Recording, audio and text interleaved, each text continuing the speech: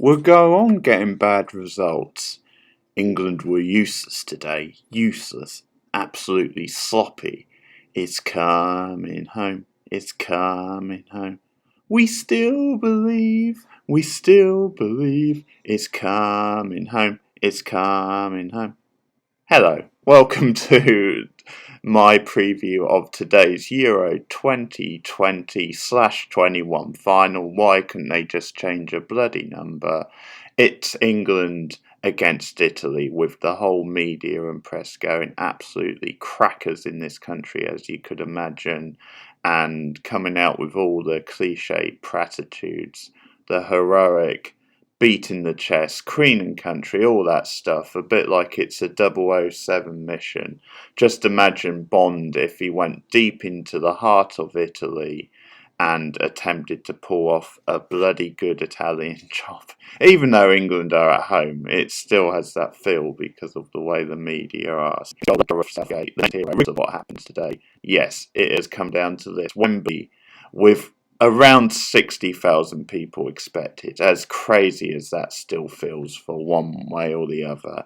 But just a note to start on, because you know that football's coming home song, which, let's face it, we're all getting a little fed up of. I mean, even people who are die-hard England fans and love singing it and love the whole enthusiasm, guys, just to me, you're getting fed up of hearing it now, because who wouldn't? It's like any song that gets repeated ad nauseum over a certain period. It's like Christmas time, and you hear the same Christmas songs blared out over and over again. No matter how much you love the songs in question, there's going to come a point where you start coming for blood. But the other thing is, the song makes no sense. The lyrics, the chorus, especially used during the Euros, because England never won the Euros, they won the World Cup. So if we win today and win the Euros, football won't be coming home, because football was never home in the case of the Euros. We we would be bringing it home for the first time. We've never won the Euros. Whereas if this was a World Cup, then you could say, okay, football's coming home if England win, because we once upon a time won the World Cup. So just to clear that up. But one way or the other, football technically will be coming home, because obviously if Italy win, they have won the Euros, although it was a very long time ago. But England did the job on Wednesday against Denmark. They just about got over the line. It was never going to be straightforward with this being England. It was a very tense night, and the Danes more than played their part. In the end, England were deserved winners, although it wasn't a penalty. I think most people agree with that. It was the bit of luck that England needed in extra time, and not only that, it was maybe the worst penalty Harry Kane had ever struck, but luckily it came back to him on the rebound. And timing is everything, not only because of the luck he got, but also the fact that was going into half time in extra time. The result of that game really would have been up in the air if the Danes could have held it till penalties. But they did prove on the night what a decent side they are. They really took it to the limit almost. They obviously went ahead with that brilliant free kick, which I think Pickford should have saved, really. I know people are divided on that one, but overall I think because it was quite central and he got a hand to it, I think maybe he should have saved it, not taking away anything from the free kick. But probably the own goal at, a few minutes before half time, when England got back into their groove. I think that was maybe the crucial moment, because if the Danes had got it to half time at 1-0, then I think England maybe could have struggled. But obviously it was an even first half, because England started well, but then the Danes sort of did a good job in taking the crowd out of it. And they obviously then had a very good spell, including getting the goal. But England coming back strong before half time was maybe the turning point ultimately, although there was other turning points. But credit to Denmark. Obviously, they've had a really good tournament, especially considering how it started. To lose their first two games and to go through the whole emotion of losing their captain and the whole thing with Eriksson, but then to come back and get to a semi and make it a close semi. I said in my preview for that match, it was never going to be a walkover for England, and I think I was proved right. Some semi-final nerves, one or two jitters at the back. Although we've been very good at the back this tournament, and obviously it's a shining example of the success, I think at times maybe we haven't been that tested at the back, so that maybe has been a bit of a blessing, but there were signs of jitters at the back on Wednesday night, I thought, and the first signs that maybe Pickford was getting a bit jittery as well. So that's something to watch out for in the final today. But just speaking a bit honestly, because I mean, there's a mixture of bad and negative, or bad and negative, that could be a phrase, but of good and bad, because obviously it's been an enjoyable tournament for the nation. It's been a big relief, but there have been some negative off the pitches, and I think the England fans at times really haven't covered themselves in glory.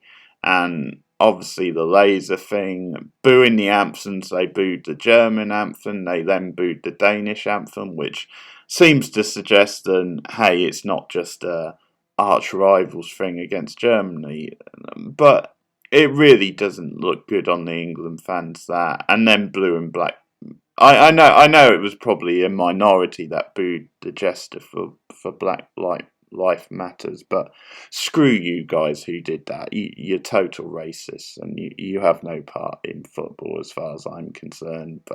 And Gareth has called them out, and I'm going to talk about Gareth now because he has been brilliant, a great leader, a natural leader. He's kept his head in tense situations. Obviously impressive against Germany, the way he didn't rush the substitution, and he handled that whole bench situation and bringing Grealish on at the right time when it looked like maybe he had waited too long, he'd hesitated, and that things were getting a bit dicey when it was stuck at 0-0. And I think for a while in that game, Germany did look like they were in sort of control, maybe without looking like they were going to steamroll England, but they did seem the more comfortable team. So you have to give him a lot of credit for that game and the way he held his nerve. And in the end, making the sub when he did, Grealish did make an impact on the game. So that was obviously crucial. And beyond all things, he's just been a very grounded, likeable guy. He's been very humble towards other teams. He has called out racism, which obviously is very important. And he seems to have a perspective. But I think most of all, what's great about Southgate is you can imagine going down the pub for a pint with him. He seems very engaging, very down to earth, and yeah, just kind of charming. I mean, he has some of that British, let's go spirit, but he doesn't go too overboard. He's kind of quite grounded and sensible and talks a good game. So one of the MVPs of the tournament, definitely Gareth Southgate. And to be honest, after Euro 96, and I'm a bit biased because I'm a Villa fan as well, and obviously he was playing for Villa at the time and was part of a very good Aston Villa team, I will say, one of the best maybe ever, or certainly than I've seen since supporting them. But for all this, Southgate deserves it. I think if there's one person who would deserve England winning the final today, it is Gareth Southgate. So if we do it, then I would be pleased for him more than anybody else. And I mean, who would have thought it? Because at the time when he was appointed, I was in favour because he seemed like a logical choice for what England were going for, a slow rebuild, a player who could probably work well with younger players. But at the same time, I just thought, yeah, he'll slowly get us back going. But I never expected miracles. I never expected the sort of success we've had under him, and obviously we've not won anything just yet. And then it's worth talking about his opposite number, Roberto Mancini, and the job he's done at Italy and rebuilding them after missing out on the last World Cup. And he's sort of a funny character. He can be very explosive. He can lose his marbles at time, Roberta. And he's sort of age funny. He sort of has this Cary Grant sort of aging process where he almost looks as dashing and sexy as he did like 20 years ago. It's quite remarkable. But he has aged with grace. He's still he is a character. He brings charisma, and we need more characters. Speaking of which, Robbie Savage trolling the England fans was kind of hilarious the other night. If you didn't listen to that 606, then listen back, because he is saying, oh, this is the easiest route to the final any team has ever had. Germany, it wasn't the best German side. He actually has a point. I mean, obviously he was exaggerating it for effect, but he does technically have a point.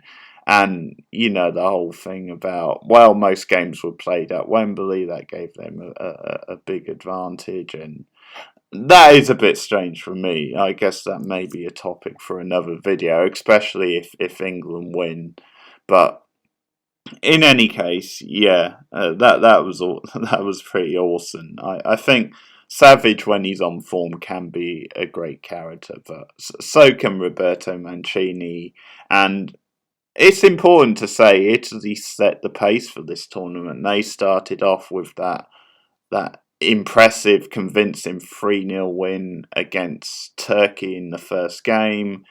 And they've never really looked back. They've had one or two jitters, like having to go to extra time against Austria. Obviously, the other night, Spain were really the better team. But I think the other night just epitomises Italy and why they will be such tough opponents for England. Because Italy, for me, have just become the new Germany. They just find a way to win no matter what. And they do have this is a more attacking Italy side, no doubt about it. They have a very impressive, pressing game. They have great movement, great pace. They've got some really good young players, but also they do have that stubbornness. They do have the base and those two centre backs.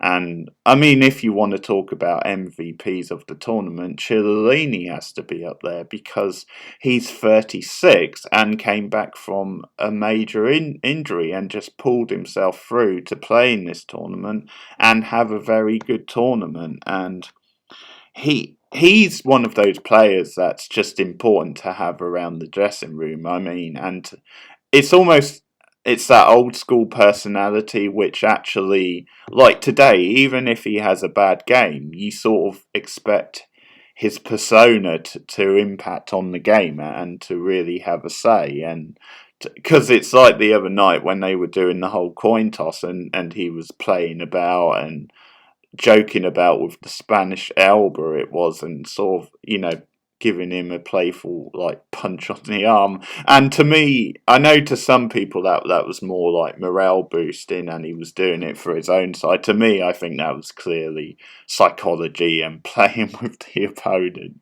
And all things I welcome, I have to say, all things that maybe are a bit lost from the game. So Chiellini should play an important part, but Italy have been very impressive despite the odd wobble, and I think that's what gives England hope. I think there are weaknesses in Italy, but they're a very young team. We still don't know how they're going to respond, but obviously they've been very impressive to now. And you have to say, if you're going to talk about English momentum, you have to talk about Italy's momentum, because they are 33 games unbeaten for the past 2 years. Obviously they've conceded a couple of goals in this tournament. Is it just one? I think it's just one, actually, but no, I think it's two, because I think Austria got one and then Spain, obviously, the other night.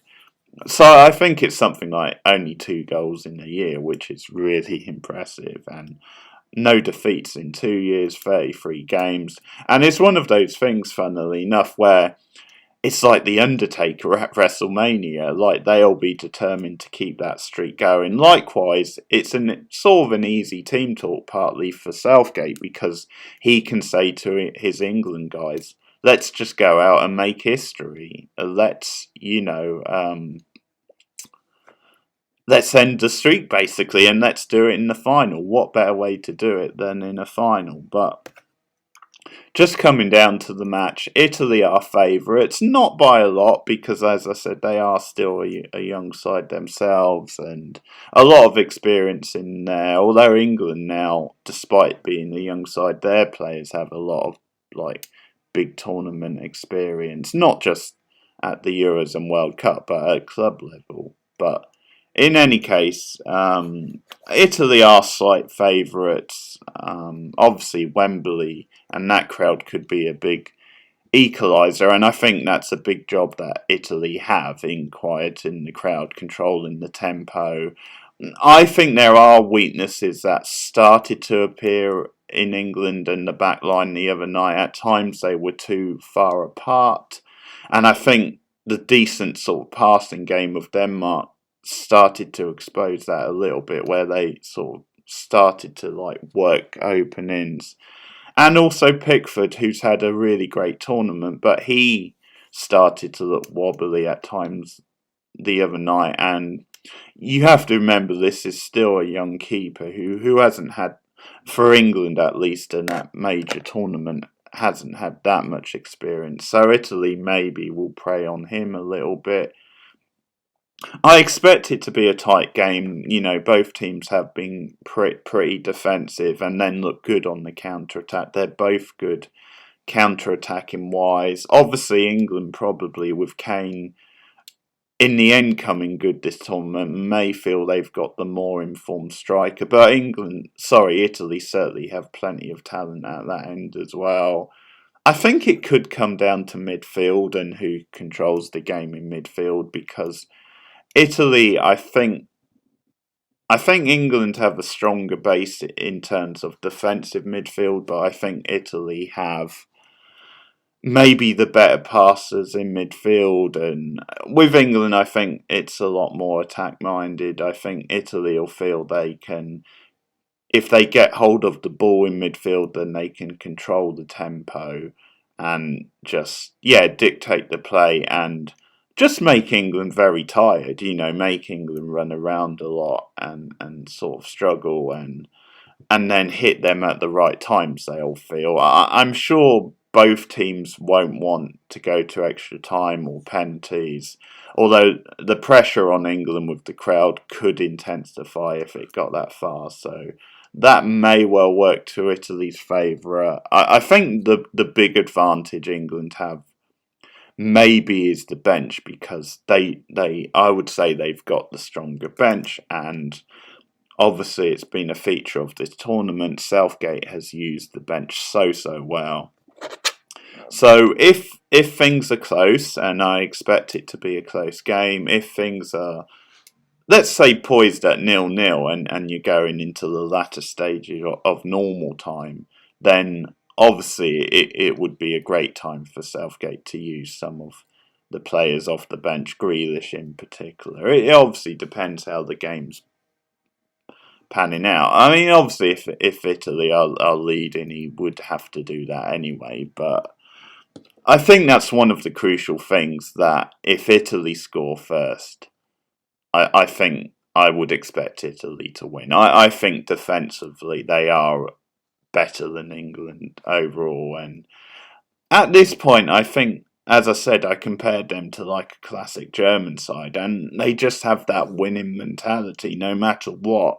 They seem to get over the line. So obviously I'm not saying it's impossible that England could turn things around, but I do think if Italy score first, I think they will win. Whereas if England score first, obviously big boost with the crowd, but I could see Italy turning that around.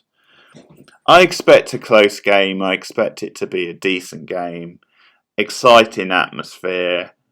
But I think Italy will win. I think 1-0 to Italy. Chiellini to get the all-important goal, which would sort of be fitting.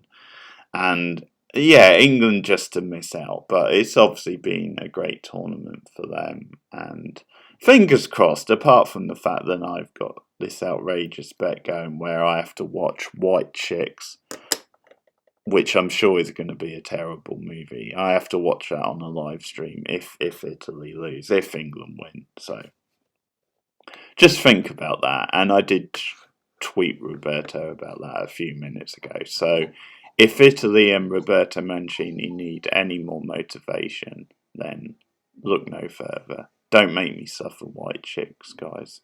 But in any case, yeah, I think the experience of Roberto Mancini, I think Southgate's been brilliant, but I think he's, as a manager, his experience is just a little bit greater.